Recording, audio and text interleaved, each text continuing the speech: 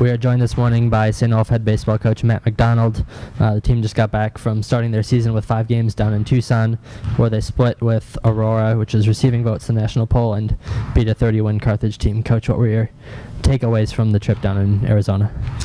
Well, we always kind of have the same goals when we head down to Arizona or Florida, and that's to play really good teams, to see good pitching, try to figure out what we do well as a ball club and what we need to work on. And at the same time, hey, we want to compete, we want to win baseball games. So we accomplished those goals down there.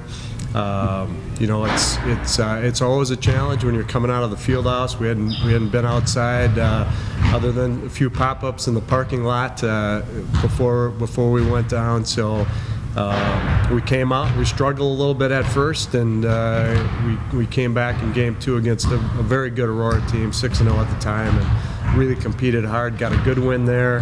Got 2 good wins the next day, and then our kids.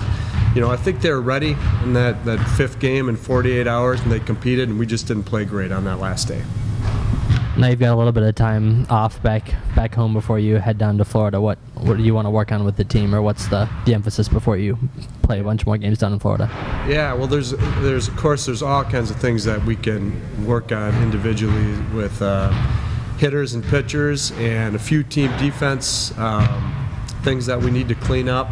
One of the big positives of the trip is we came back relatively healthy. We had some guys that are coming back from injury, and so we feel like we can push a little bit harder there.